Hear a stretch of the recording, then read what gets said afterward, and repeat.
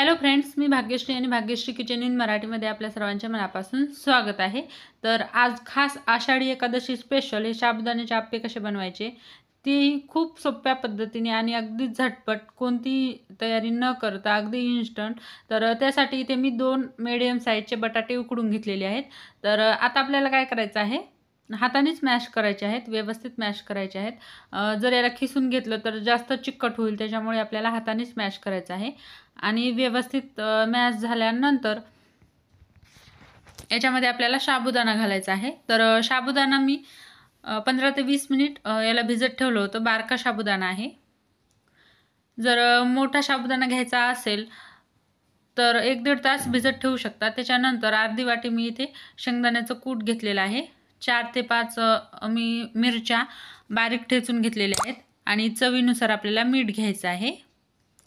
हे पूर्ण जिन्नस व्यवस्थित मिक्स करून घ्यायचे आहेत। जर तुम्ही मीडियम साईजचा साबुदाणा जर घेतला तर 1-1.5 तास भिजत ठेवायचा। मी इन्स्टंट बनवत आहे, त्यासाठी एकदम बारक्या साईजचा साबुदाणा घेतलेला आहे आणि साधारण 15 मिनिट मी याला भिजत ठेवलं होतं। आता पीठ आपलं व्यवस्थित सेट झालेलं आहे। आता याचे छोटे-छोटे आपण आप्पे बनवून घेऊयात। तर हातावर आपल्याला अशा पद्धतीने गोल-गोल करत जसं आपण लाडू वळतो त्या पद्धतीने छोटे-छोटे असे आपल्याला आप्पे बनवून घ्यायचे आहेत। तर पूर्ण आप्पे मी याच पद्धतीने बनवून घेणार आहे। तर इथे पाहू शकता मी पूर्ण आप्पे बनवून घेतलेले आहेत। आता आपल्याला काय करायचं आहे, हे आप्पे भाजून घ्यायचे आहेत। तर त्यासाठी इथे मी आप्पे पात्र गरम होण्यासाठी ठेवलेलं आहे। त्याच्यामध्ये आपल्याला थोडं-थोडं तेल घालायचं आहे। तेल इथे मी खायचंच वापरलेलं आहे। जे मी उपवासाच्या पदार्थामध्ये वापरते तेच मी तेल इथे घेतलेलं आहे। आता याच्यामध्ये आपल्याला एक-एक आप्पा घालायचा आहे। अशा पद्धतीने आपल्याला एक-एक ठेवायचं आहे आणि थोडं-थोडं प्रेस करायचं। व्यवस्थित सगळेच आप्पे आपल्याला याच्यामध्ये ठेवून घ्यायचे आहेत। अगदी झटपट 10 ते 15 मिनिटांमध्ये आपले हे आप्पे तयार होतात। तर झाकण ठेवून एक साइड आपल्याला गोल्डन ब्राउन होईपर्यंत भाजायचं आहे।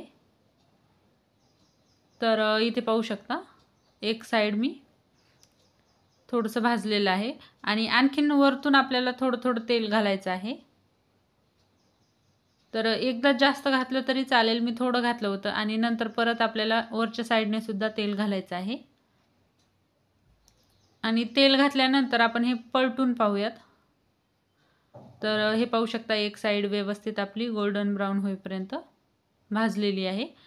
तर असंच पलटवत आपल्याला पूर्ण आप्पे भाजून घ्यायचे आहेत दोन्ही साइडनी। तर पूर्ण आप्पे मी एकदा पलटून घेणार आहे। सहज पलटी होतात, पाहू शकता। तर इथे मी पूर्ण आप्पे पलटून घेतलेले आहेत आणि दुसऱ्या साइडने आपल्याला 2 ते 3 मिनिट भाजून घ्यायचं आहे। पहिली साइड भाजायला थोडासा वेळ लागतो, कारण आप्पे पात्र थंड असते, गरम व्हायला वेळ लागते। तर परत मी थोडंसं तेल घालणार आहे आणि दुसरी साइड सुद्धा खरपूस होईपर्यंत भाजून घेणार आहे। तर हे पाहू शकता आपले आप्पे भाजलेले आहेत आणि जे राहिलेले आहेत मधले लवकर भाजतात। मधले बाहेरच्या याच्यामध्ये टाकायचे आणि बाहेरचे मधल्या खाच्यामध्ये टाकायचे, कारण मधल्याला गॅस लागते आणि मधले लवकर भाजले जातात। साइडचे माझे थोडे भाजायचे राहिले होते, म्हणून मी साइडचे पूर्ण व्यवस्थित भाजून घेणार आहे। खूपच टेस्टी होतात, वरून खरपूस आणि आतमधून मऊसूद असे आपले आप्पे। तर इथे पाहू शकता पूर्ण आप्पे मी व्यवस्थित भाजून घेतलेले आहेत। आता आपण हे एका प्लेटमध्ये काढून घेऊयात।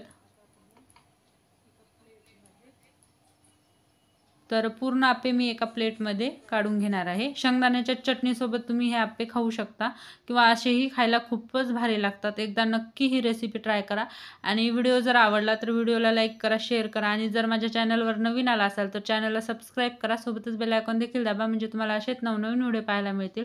तर लवकरच भेटूयात अशाच एका भन्नाट रेसिपीमध्ये। तोपर्यंत बाय बाय।